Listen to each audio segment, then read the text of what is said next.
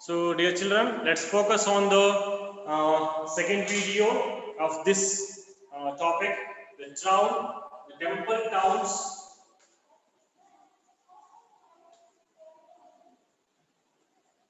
and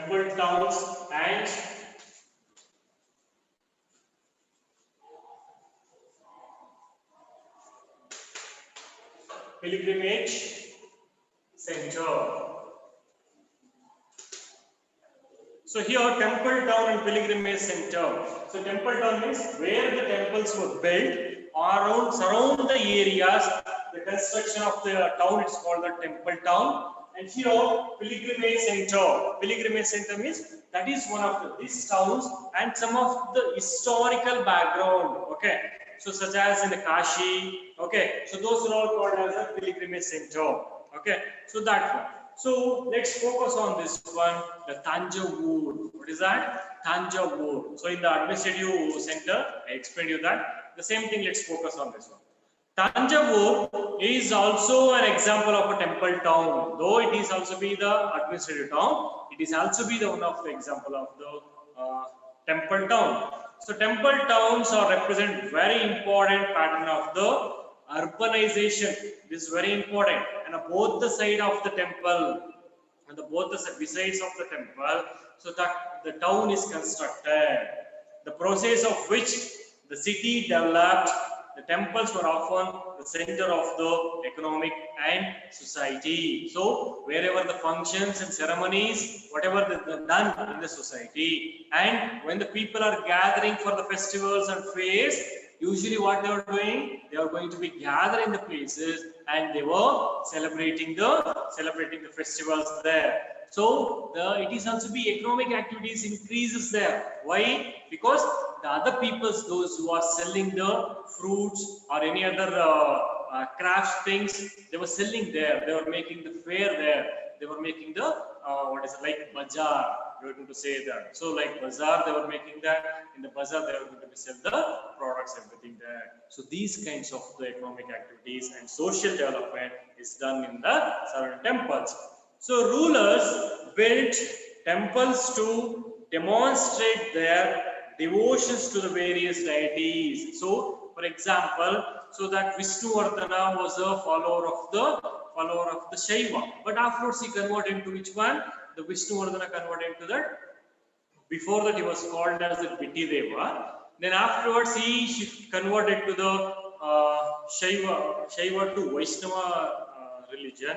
Okay, influenced by the Ramanujam, and he transferred. So then, when he what is that? Change or his opinions and his thoughts, everything is changed. Then immediately, what he decided that he constructed the temples there. So this is that. What is that? He was now a follower of the Lord Vishnu or Krishna. Okay, like that. So whoever they were following that, various deities, whoever they were following that, so for them they are constructing the temples. So let's see now. They are endowed the temples in a grants of land. They were giving the lands for that and money to carry out the elaborate rituals. So the kings were giving the money for the rituals, whatever the tradition they were following, everything, and feed pilgrims. So that we are going to see now that if you go to the any other temples, okay, if you go to the any other kinds of the what is that? For example, if you go to that majorly Nanjangud temple, they are providing the food like prasada. So what is that is going to call that? So this is the pilgrim. They were feeding for the pilgrims, and priests and also be celebrating the festival. They were providing the money for that.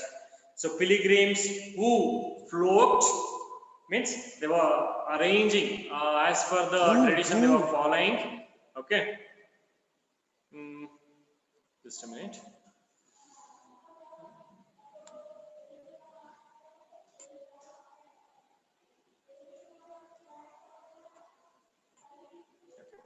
So, and the temples were donations they were providing that. Those who are coming that, for example, I am a devotee of one of the temple. If I visit there, I am going to put some of the amount as a donation. Okay. So in they were making that, and there they were going to be what is that? They were providing that. So these kinds of the donations and money from the king and everything was improving the temples. And temple authority used their wealth to finance trade and banking. So this is important.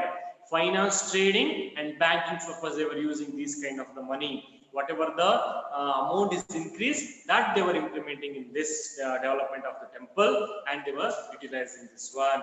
Gradually, a large number of priests, workers, artisans, traders, etc. settle near the temples. See, when they were settling the far distance, they need to become for the daily for these temples. Okay, so though every facility is provided, gradually step by step what they did that they started to settle surrounded by the temples. Okay, instead of living in the far village, so they started nearby the temples only. Okay, so that one by one the whatever the believers was started to live that. So step by step their families increased and the houses also be increased, the town is going to be developed. So, and also be some of the pilgrims also be started to live there. So they thus grew Temple Town. This is only the Temple Town, how it is created. Towns emerged around temples such as those of Villaswamy, okay, Bilsa or Vidisha in Madhya Pradesh, okay, one of the important place. So and Somnath in Gujarat, okay, this is very important. Ghazni Muhammad Ghazni, when he invaded India, the Somnath temple it is destroyed many times. They were believing that. So there, under the Shivalinga, they were keeping the under the deities, under the idol of that, they were keeping the wealth. Indians were keeping the wealth. In this manner, they were destroying all kinds of the deities and they were destroying the temple. So this is Somnath's temple. It is very, very important places. Okay, and other important temples, towns, including the Kanjipuram, okay, and Madurai in Tamil Nadu. This is very important.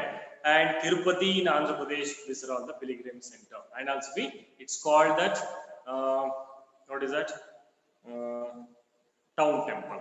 Okay. So next one is about that pilgrimage centers also slowly developed into the township. This is very important.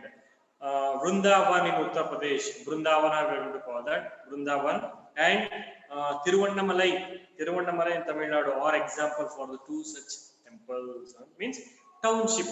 So Ajmer in Rajasthan was the capital of the Chauhan kings, okay, in the 12th century. Later became the Suba, okay, headquarters under the Mughal. Suba means, you know that, I explained about in that. So it provided an excellent example of religious coexistence.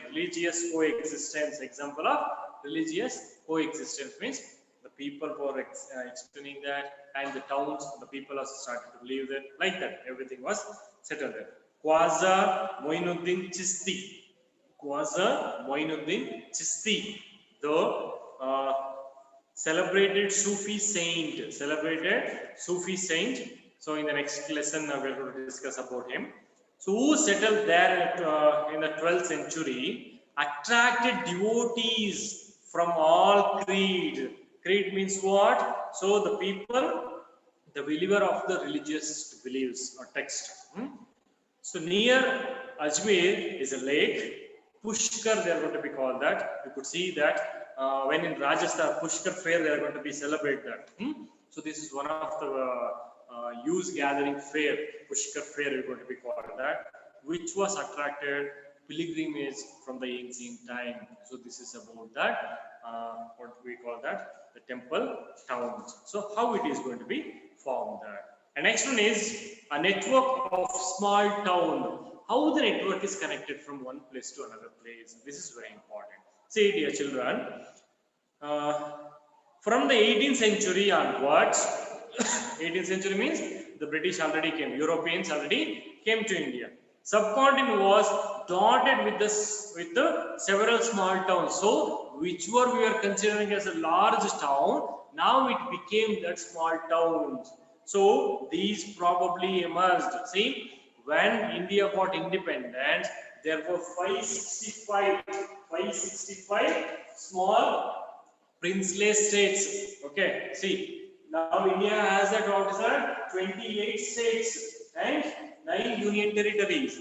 So now here by this, before the independence, by 1947,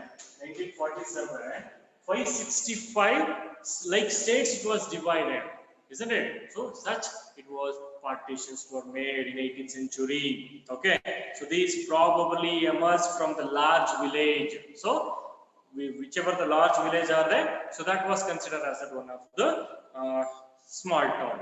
Okay, they usually had a mandapika. So mandi, we are going to call this one mandapika or mandi. Mandi means you know that. So usually that bandi parle example we can hear that. So what they did there, agriculture is whatever they are growing, whatever the crops they are getting, and they were going to be bring here and they are going to be sell for that one. That is mandi, means where the seller and buyer are meeting together. That one. So it's nearby village bought their products to sell. This is only they were making it. Not only agriculturists, there they were making some of the crops and clothes, such as whatever they were making, everything they were bringing, and they were products and they were bringing and they were selling. They also had a market streets called hatta. Their market streets called as that hatta. It's very important.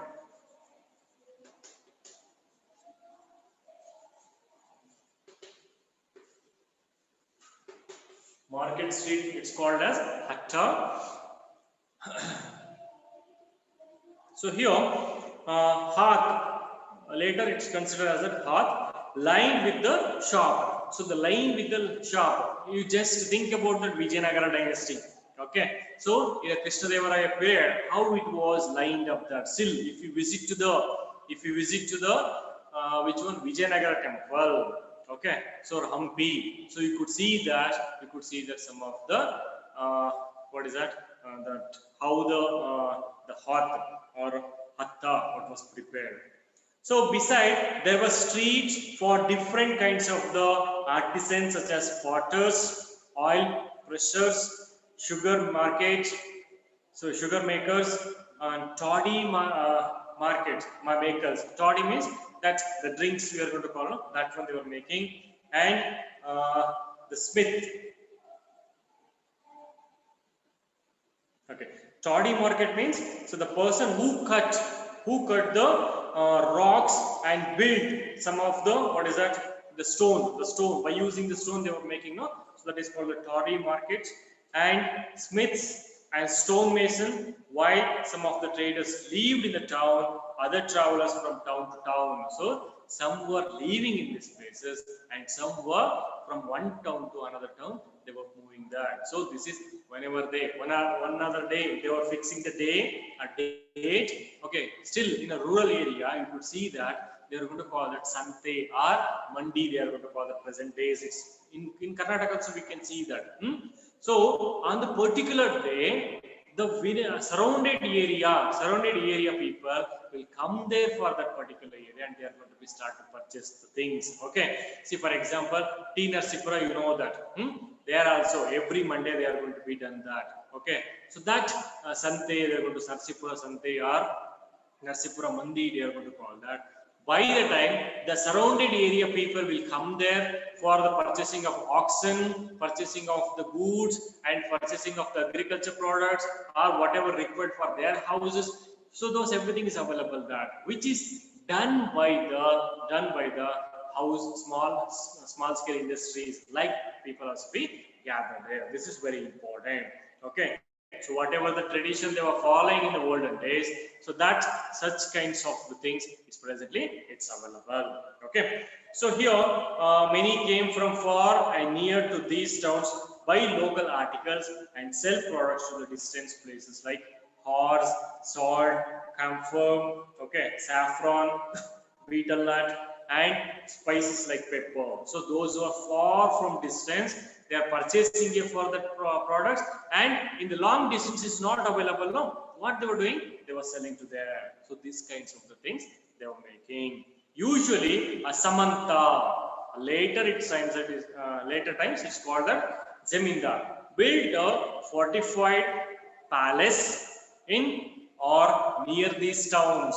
So near these towns they were constructing the fortified palaces. So those were stronger in that community. So they levied taxes on traders, artisans, and articles of the trade, and sometimes donated and right to collect the taxes to the local temples which had been built by themselves or rich merchants. So this is in the beginning they were just doing the gathering and they were selling without any paying the taxes. They were doing that. Later, when the power of increase that Samanta, okay, Samanta means those who are under the major king. So one who follower of the king we are going to call that, or Jamindars later it's going to be called that.